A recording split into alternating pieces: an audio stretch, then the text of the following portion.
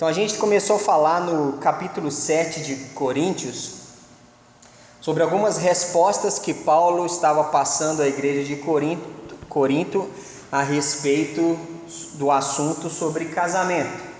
Não só sobre isso, mas ele nesse mesmo contexto, ele vai instruir sobre solteiros e sobre viúvos, né? E vamos só recapitular rapidinho o que nós vimos aqui. A gente viu, se não me engano, foi até o versículos 5, né? 1 Coríntios 7, de 1 a 5, que ele fala: quanto ao que me escrevestes, é bom que o homem não toque em mulher, mas por causa da impureza, cada um tem a sua própria esposa e cada um o seu próprio marido. O marido conceda à esposa o que lhe é devido e também semelhantemente a esposa ao seu marido. A mulher não tem poder sobre o seu próprio corpo, e sim o marido, e também semelhantemente o marido não tem poder sobre o seu próprio corpo, e sim a mulher. Não vos priveis um ao outro, salvo talvez por mútuo consentimento por algum tempo, para vos dedicardes à oração, e novamente vos ajuntardes, para que Satanás não vos tente por causa da incontinência. Então, vamos recapitular aqui, o que a gente viu desses versículos? O que é, no versículo 1, é bom que o homem não toque em mulher. O que significa isso? Vocês não fazem eu repetir tudo não, gente, por favor.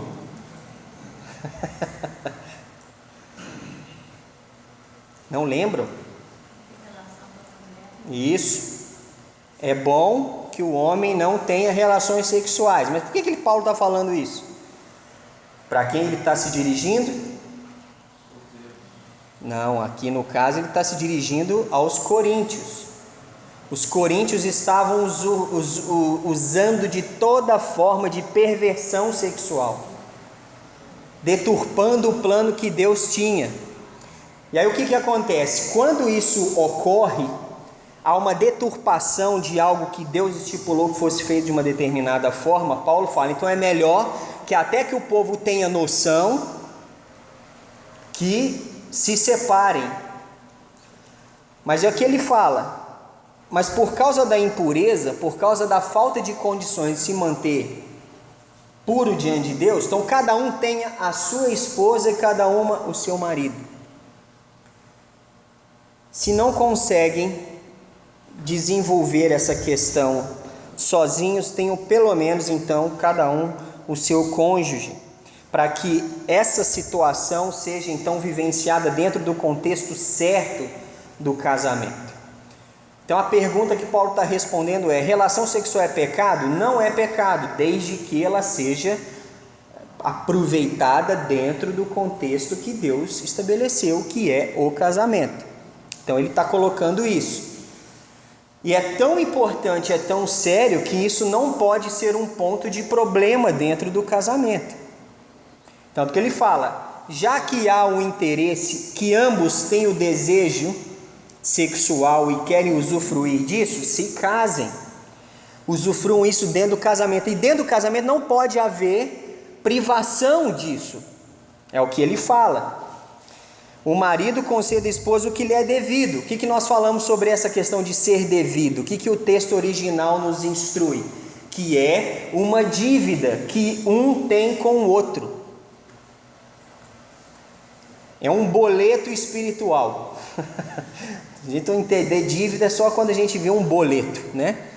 Então, essa dívida, o marido tem que conceder à esposa aquilo que ela merece. E a esposa tem que conceder ao marido aquilo que ele merece dentro do casamento. Não pode haver privação nessa questão. É uma responsabilidade, é uma dívida.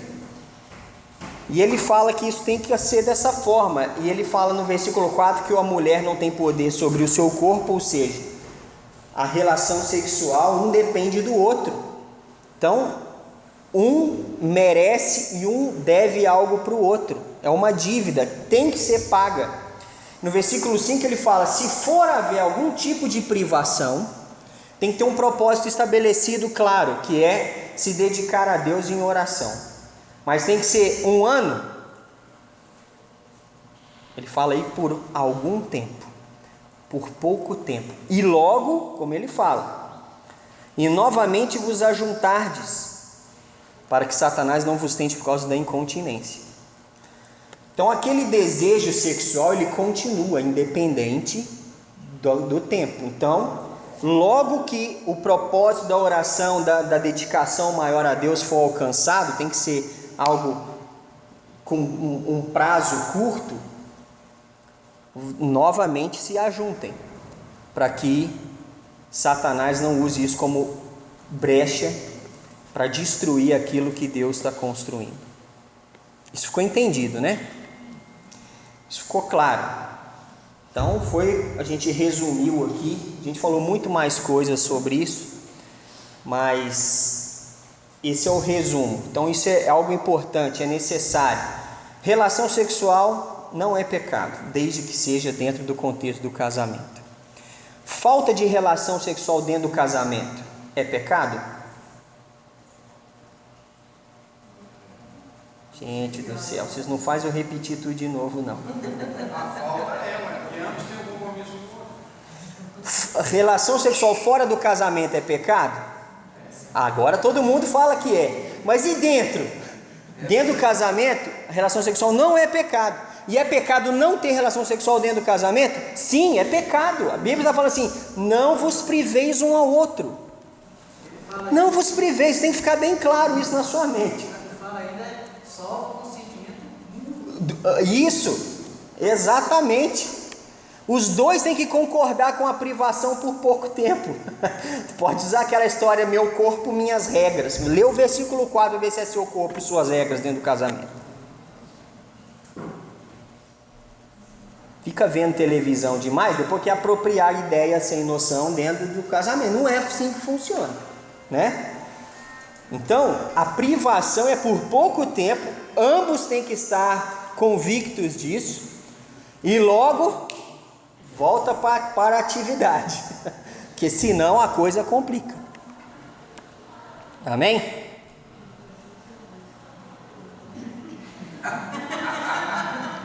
Lembra que eu falei semana passada?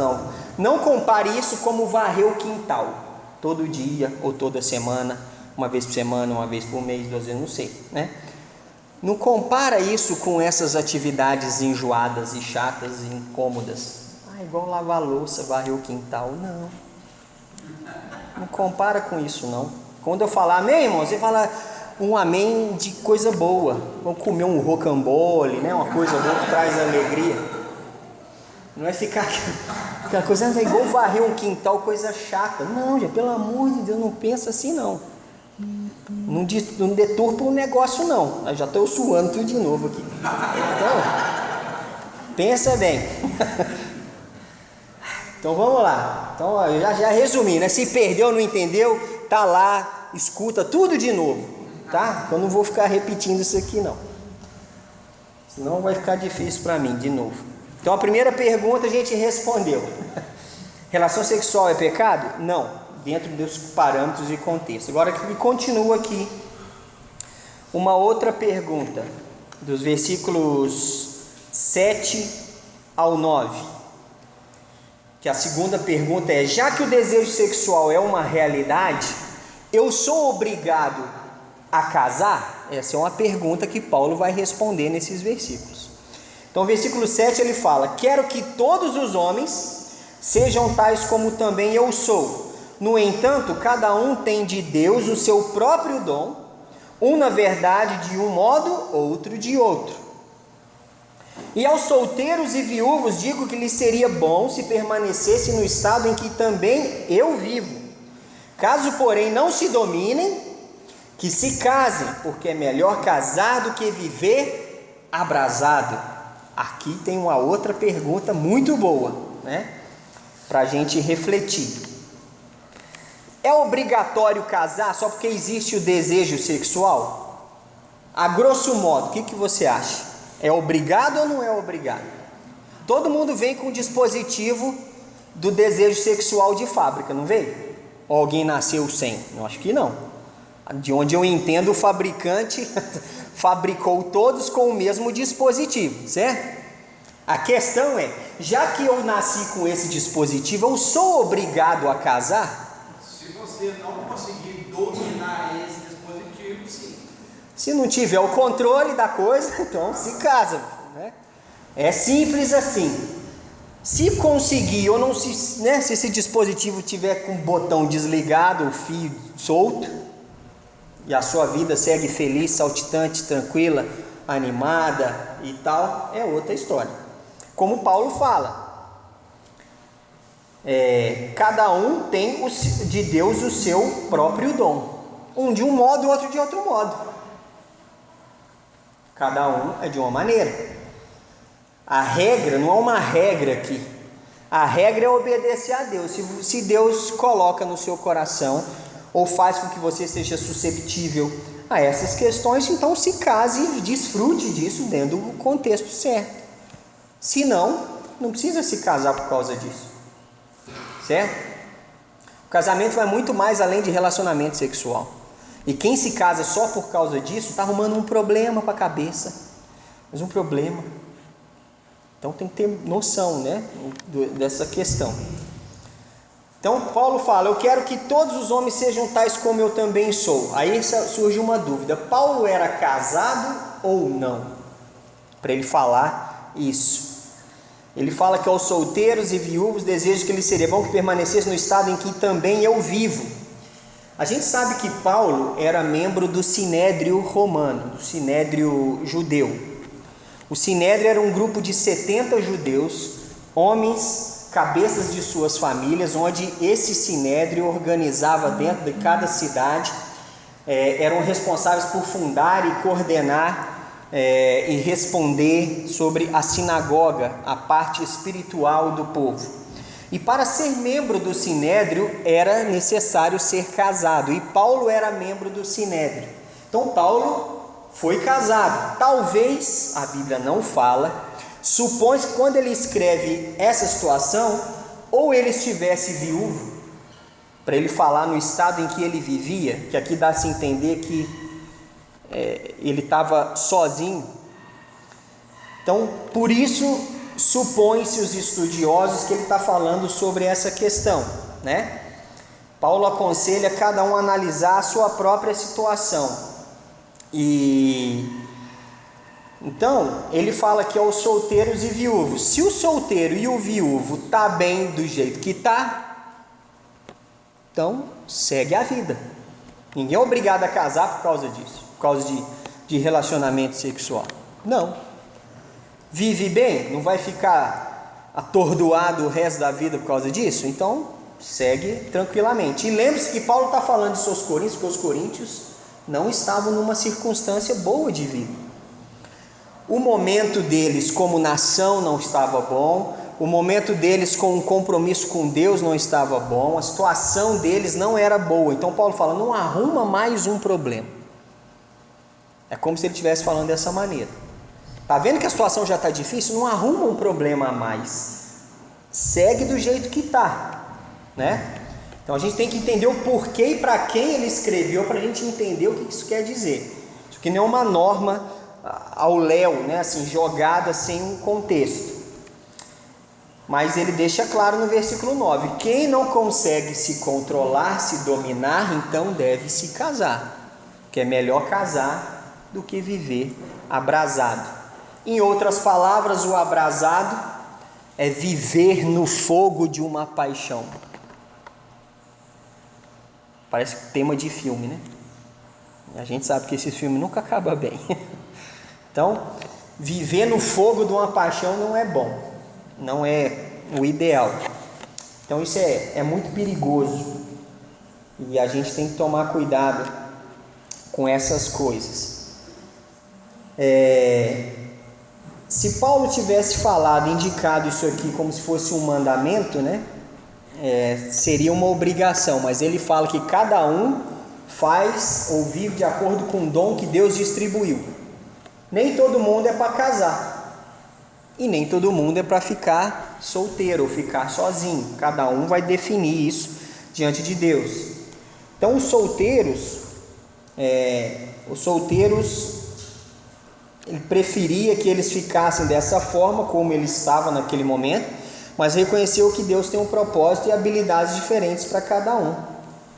Então, os que eram casados e estavam viúvos, agora era bom que eles permanecessem daquela maneira por enquanto, olhando para Jesus, reconhecendo que eram poucos que conseguiriam se conter e continuar nesse caminho dessa maneira. Agora, aqueles que não conseguiriam, não tinham condições de segurar esses apetites, então que se casassem. Está entendendo que não tem problema ou ficar solteiro ou se casar? O problema é não entrar numa situação errada dentro dos contextos que Deus estabeleceu. Então Deus não obriga ninguém a nada. Quer casar? Casa. Não quer casar? Não casa. Ninguém é obrigado a fazer nada. A questão é tudo dentro do seu contexto. Se tratando de questões sexuais, quem tem desejo e não quer se casar vai vivenciar lutas desnecessárias. Da mesma forma, aquele que não tem desejo sexual e inventa de casar, vai arrumar problema para ele e para o outro. Então, isso que tem que ficar entendido, né? Então, tem essas questões aqui. Não há obrigação de ninguém para fazer nada, mas há uma informação importante aqui. Então, quem é solteiro? Quem está na situação de solteiro? Eu sou obrigado a casar? Não. Primeira pergunta. Ninguém é obrigado. Mas tem um anseio para os desejos sexuais muito grande? Tem. Então é melhor que case? É melhor que case. Ah, não, para mim isso e nada é a mesma coisa. Então você não precisa entrar num casamento por causa disso. Não é simples? Muito simples. Mas já que entrou no casamento, tá na chuva, é para molhar. Aí não fica inventando moda depois que casou de ficar cheio de nhenhenhen, de não me toque, hoje não, é dor de cabeça, isso eu tô sofrendo, não sei o que. Não tem essa não. Senão você está induzindo uma outra pessoa a um problema que ela não pediu para estar nesse problema. Então pensa nisso, né? Ficou entendido? Ficou alguma dúvida? Se ficou com dúvida, por favor, pergunte. Bem claro que essa outra pessoa não deve usar como desculpa, né, pastor? Claro. Tá bem evidente, assim, ó. O contexto é, se casou, meu filho, não tem como escapulir do barco. Não tem jeito. Vai ter que dar seus pulos, né? É porque não tem jeito. Alugou uma casa, vai ter que cuidar da casa. Tem que manter ela limpa, vai ter que varrer o quintal, vai ter que passar pano no chão. Nem tudo é legal, né? Mas tem que fazer. Inclusive para cada um. E com alegria, que é melhor, né? Agora, como eu falei, não considere ou não combine as coisas como se fossem atividades enjoadas, porque não é. Se está sendo ruim é porque talvez não está com um entendimento interessante. Então vale a pena dar uma pensada, uma conversada, né? Um ajuste para que as coisas funcionem melhor. Então essa é outra pergunta, né? Se eu sou obrigado a casar? Não. Já que o desejo sexual é uma realidade, sou obrigado a casar? Não é obrigado a casar. Terceira pergunta que Paulo responde no trecho aqui do versículos 10 até o versículo 17. Eu devo me separar do meu cônjuge incrédulo?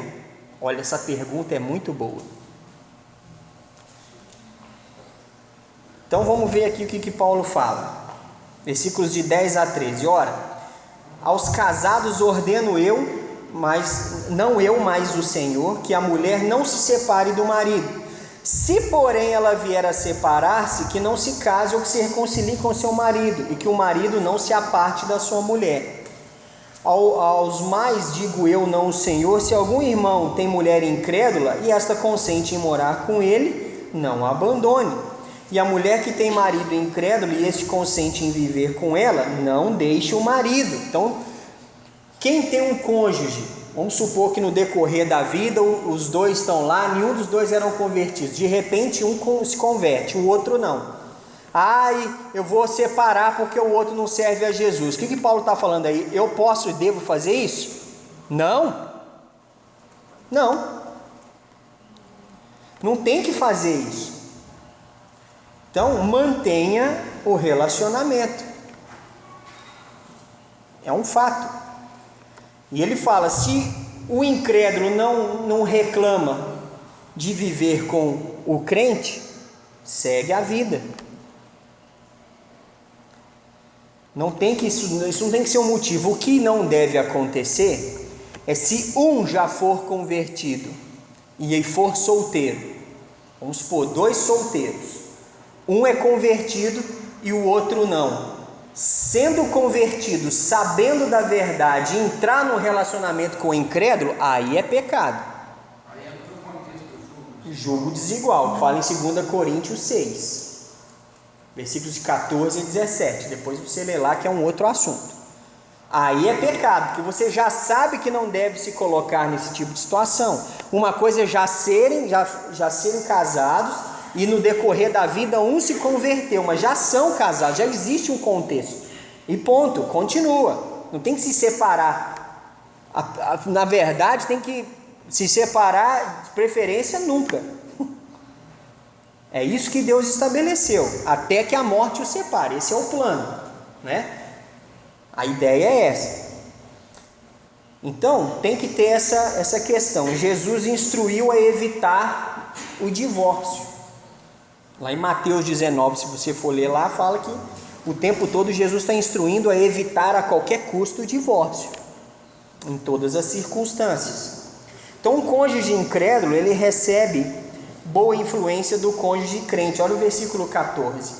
Porque o marido incrédulo é santificado no convívio da esposa, e a esposa incrédula é santificada no convívio do marido crente. Doutra sorte, os vossos filhos seriam impuros, porém agora são santos. Então, Deus atua nessa situação. Ambos eram perdidos, Deus salvou um deles. Então, o casal é abençoado por aquele que está buscando a Deus, até que Deus complete a obra. Natural, normal, né?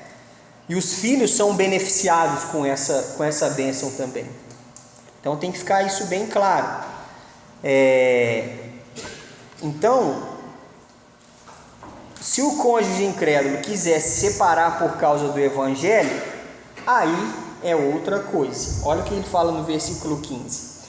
Mas se o descrente quiser apartar-se, que se aparte. Em tais casos não fica sujeito à servidão, nem o irmão nem a irmã. Deus vos tem chamado à paz. Pode acontecer de quando alguém se converte dentro de um casamento e o outro não. O outro não quer, não aceita aquela posição de fé do cônjuge, e ele por algum motivo não entende, não aceita, e o outro quer permanecer, mas ele não quer, e usa esse motivo. E como é que faz? Obrigar as pessoas é difícil. Não tem que partir do crente. O crente não tem que criar situação para isso, de jeito nenhum, muito pelo contrário. Ele tem que gerar situações de aproximação, de restabelecimento, de conflito, solucionar as coisas, não ser um fator causador de problema nesse ponto. Isso acontece muito, às vezes, esse é um dos motivos que eu sempre gosto de frisar. A nossa igreja tem poucas atividades na semana. Tem um motivo para isso, não só um, mas tem um que eu acho que é um dos principais. Todo mundo tem que ter seu tempo em família em casa. Seria completamente descabido da nossa parte enfiar atividade aqui de segunda a segunda e obrigar vocês a ficarem vindo aqui. privando vocês do seu descanso pessoal e do seu tempo com família. E eu conheço gente que não aguentou, gente que se converteu e o outro não, e a pessoa ficava enfurnada na igreja todo dia, 3, 4 horas por dia, e o cônjuge largado, o cônjuge incrédulo, largado em casa, até que ele não aguentou, falou: olha, quer saber? Não faz mais sentido. E ele tinha razão? Tinha, porque ele foi abandonado. Não se abandona cônjuge. Ah, mas é por causa da igreja.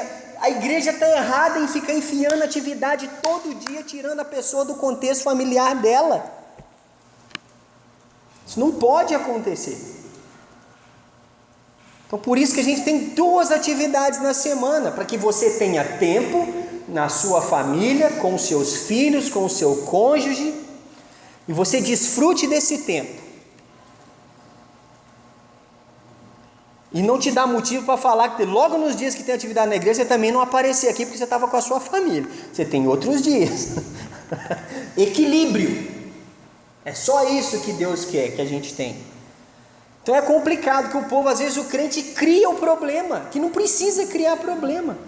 Outro dia mesmo eu conheci um rapaz que a esposa dele é crente, converteu, hoje tem uns 20 e poucos anos. E ele falou que ela vai na igreja todo dia, de segunda a segunda. Eu pensei: meu pai. Aí estava eu e a Edné conversando com eles, e ele falou: mas você não se incomoda? Era a pergunta que eu queria fazer, mas eu tinha acabado de conhecer ele e não tive coragem, né? Mas é esquisito um pastor perguntar para um incrédulo que a esposa é crente se ela está se incomodando de ir na igreja todo dia. Mas aproveitou e perguntou. Eu acho que ele falou: eu não. Aquele não, sabe aquele não fazer o quê, né? O que eu posso fazer? Já foi, agora vai. E ela vai na igreja todos os dias da vida dela.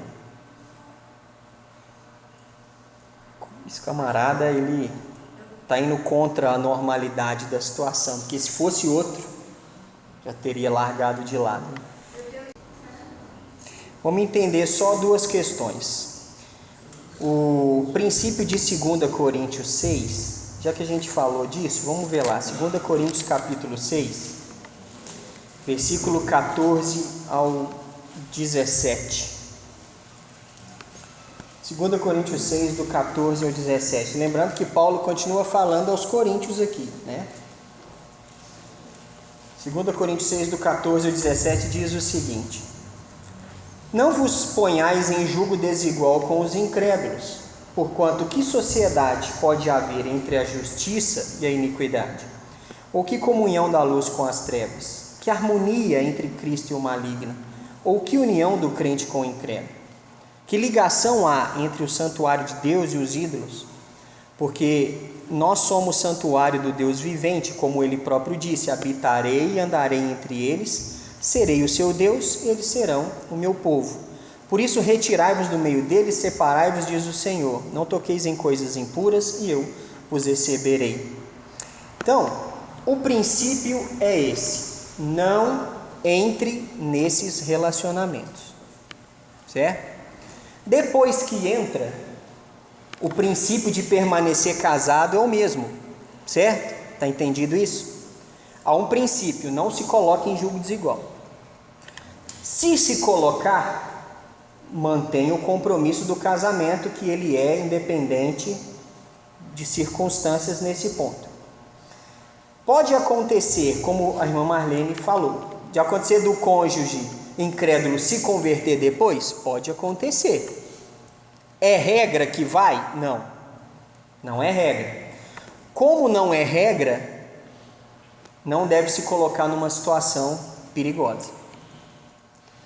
Então, o que aconteceu com a irmã Marlene é uma exceção que às vezes acontece com algumas pessoas, porque a regra é que isso raramente dá certo. O exemplo que ela deu é um exemplo de exceção. Aconteceu com ela, glória a Deus que aconteceu com ela, né? É milagre, porque isso é raríssimo de dar certo.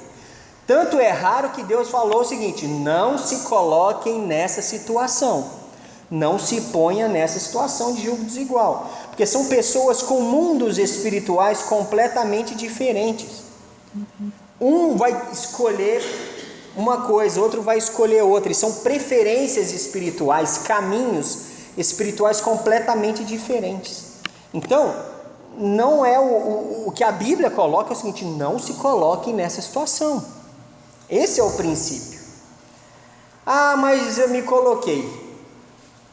Então, clame a Deus quintuplicado para Deus fazer a obra na vida do cônjuge, porque a probabilidade do cônjuge vir para Jesus é muito menor do que o cônjuge incrédulo puxar o outro para o mundo. É muito maior isso acontecer.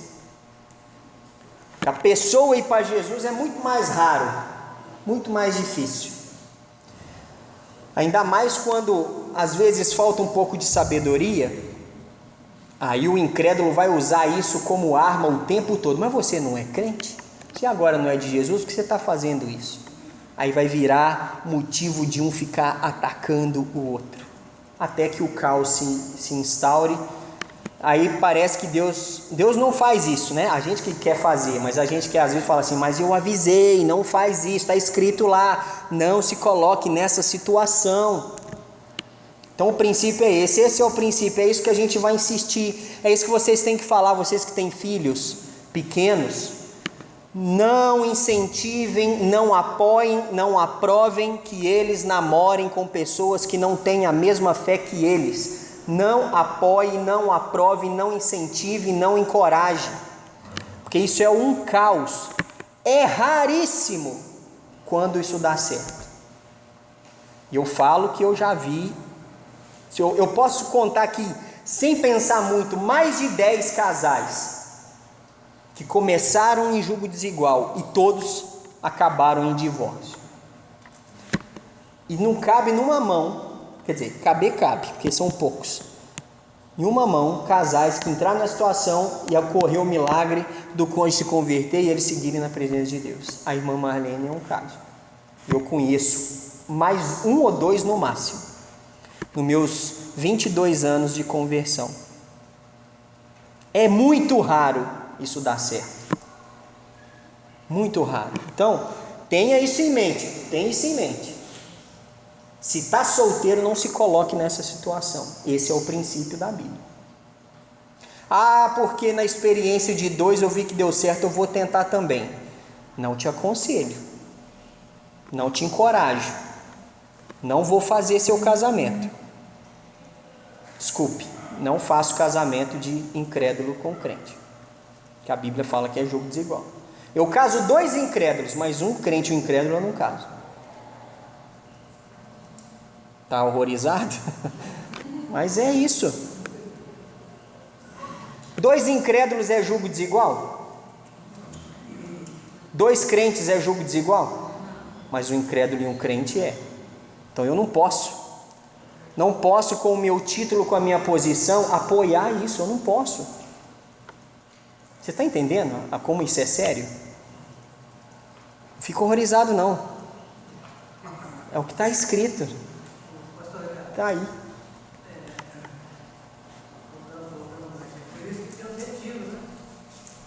É. Exato. Dá aquela encorajada, né? É verdade. Mas é verdade, gente. A maioria dos casais da minha... como é que fala? Da minha época de jovem, estão casados e estão bem hoje porque aproveitaram de todos os benefícios da época. Tinha retiro, ia os jovens tudo, e conversava, ia estabelecendo as amizades e tal, até que um dia tudo isso gerou famílias, né? E... Percebi que tem até mais jovens hoje. Hã? Tem até mais jovens aí hoje lá embaixo. Tem. Uma coisa chama a outra, né? Mas os pais ficam espertos, hein? Para não deixar a coisa dar uma descambada. Mas vocês entenderam a questão? O julgo desigual é algo muito sério. A gente tem que tratar isso com seriedade. Eu, na minha posição, posso obrigar alguém a não fazer as coisas? Claro que não. Mas também ninguém pode me obrigar a desobedecer um princípio, concorda? Eu não posso obrigar ninguém a obedecer, e ninguém pode me obrigar a desobedecer. Então, a situação é essa. O que é? Uma coisa é uma pessoa que não se entregou a Jesus, mas ela respeita os princípios, isso é uma coisa. Ela ainda não se entregou a Jesus, ela não professou sua fé, ela não realmente exerceu fé em Jesus para a sua própria salvação. Esse ainda está incrédulo. Então, por mais que tenham pessoas, quando a gente fala julgo desigual, não é uma pessoa casar com um ateu ou com uma pessoa satanista, não. São pessoas que ainda não abraçaram, não professaram sua fé em Jesus de forma clara, evidente, pública e determinada. Ela pode se simpatizar com os princípios, às vezes ela foi criada dentro dos princípios, mas ela mesmo ainda não tomou a própria atitude. Então, parece que o famoso parece que é, mas não é. Então, tem que ficar bem claro isso. A pessoa tem que saber de que lado ela está. Ela pode não... Eu conheço muitas pessoas que não se converteram ainda. Não chegaram para Jesus, não se arrependeram dos seus pecados, não convidou Jesus para entrar no seu coração, te salvar, te perdoar. Mas obedecem aos princípios bíblicos. Não andam de forma desordenada. Respeitam a Deus. Mas respeitar a Deus é uma coisa. Se entregar a Ele é outra. Então tem que ficar entendido isso. Julgo desigual é quando nós nos relacionamos. E o julgo desigual não está restrito só a casamento, não. 2 Coríntios aí fala sobre uma série de coisas que numa outra ocasião a gente vai tratar. Uma dessas coisas é o relacionamento conjugal. Então, o julgo desigual é quando uma pessoa que já professou sua fé em Jesus, já se arrependeu dos seus pecados, já exerceu fé em Jesus, ela se relaciona com alguém que ainda não fez isso. Então, não quer dizer que ela é ateu ou que ela é satanista. Não. Ela pode ser uma pessoa até religiosa, mas não professou, não está andando de acordo com 100% do jeito que o Evangelho fala para ser salvo. Isso é o entendimento, né? Mas a Bíblia aqui, o propósito não é ficar focando naquilo que já se passou. Amém, irmã Marlene? Já passou, a vida seguiu, os filhos estão aí na presença de Deus, a irmã está aí firme e forte. Glória a Deus, a obra foi feita, o maridão converteu e já agora está desfrutando da glória dos céus. Amém? O negócio é o daqui para frente. Essa é a questão. O princípio está aí, cabe a nós observar e obedecer esses princípios. Aí talvez venha aquela pergunta: então, eu sei que o nosso tempo aqui acabou, mas eu quero só frisar essa questão antes da gente concluir. Qual casamento, no fim das contas, é o que Deus entende como casamento válido? É o do cartório? É o da igreja? É os dois? Não é nenhum. Só para a gente entender a questão de casamento, porque algumas pessoas ficam confusas. Ah, mas eu casei no civil, não casei na igreja, quer dizer que eu não estou casado? Deus reconhece o casamento que a lei estabelece. Qual a lei, nossa cultura estabelece qual o reconhecimento de casamento? É o casamento civil? Casou no civil? Amém, está casado. Não casou na igreja? Não tem problema, não deixa de ser casado por causa disso. O que é complicado é só querer casar na igreja e não casar perante a lei dos homens. Aí é difícil, né? Então, eu já casei no civil, nunca casei no... Posso ter uma cerimônia para coisar? Se quiser, pode. Mas a questão é que o seguinte, os princípios têm que ser estabelecidos. Vocês lembram da matemática que tinha dos símbolos? Mais e mais dá mais, lembra? Menos e menos dá mais. E menos com mais dá menos. Eu gosto de uma analogia ruim, né? Mas ilustra bem. Mais com mais é igual, então é mais. O Marcão acertou todas. Acertou duas, né? Menos com menos é igual, dá mais. Mas o menos com mais dá menos. Então a matemática nos ensina sobre o jogo desigual. Olha que interessante, né? E quem odeia matemática como eu, não é que eu odeio porque eu não entendo. Então algumas coisas que eu não entendo eu só odeio, porque não tenho o que fazer. Então cabe a nós entender os princípios e viver de acordo com eles. Sei que é um assunto complicado, né, gente? Porque assim, tem passados na vida que já aconteceu isso e agora, que eu falei, o foco não está no passado. Amém? O foco não é o que já foi. Mas eu já fiz isso de errado, já fiz isso, eu casei, separei. Não interessa o que você já fez. Interessa o que Deus quer fazer na sua vida daqui para frente. Os princípios estão aí. É isso que importa. Quem vive de passado é o museu. A gente tem que viver do que Deus quer fazer daqui para frente. Deu errado, Deus vai te ajudar a consertar e siga daqui para frente. E tal coisa aconteceu, não tem problema, o que já aconteceu. Você não pode mudar o que já aconteceu. Mas o que ainda não aconteceu, você pode mudar. E é isso que Deus está interessado. Certo? Está entendido? Então, eu vou suar muito. Eu não sei porque que eu invento essas coisas, gente. Eu invento muita coisa aqui, né? Aí fico passando aperto aqui, suando. Acho que eu quero emagrecer suando muito, né? Um jeito mais fácil. Mas se ainda ficou alguma dúvida, me fala, tá? Pode conversar comigo depois. Não garanto de ter todas as respostas, mas garanto de procurar a resposta mais bíblica para te orientar. Se ficou escandalizado com alguma coisa, eu vi que algumas coisas a gente fala, o povo daquela regalada de olho, né? Gente, que é isso, né?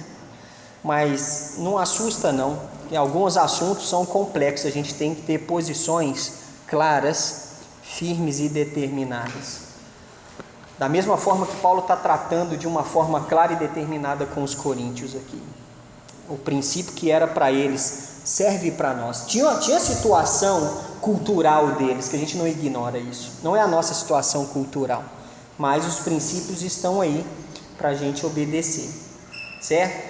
E na semana que vem a gente vai continuar. Tem ainda tem muita coisa no capítulo 7 ainda para a gente ver. A gente está só no versículo, nem sei qual que a gente parou aqui, mas o 17, o 18, ainda vai até o 40, mas eu não vou suar muito aqui ainda, né? Mas não perde não, que tem muita coisa boa, tá bom?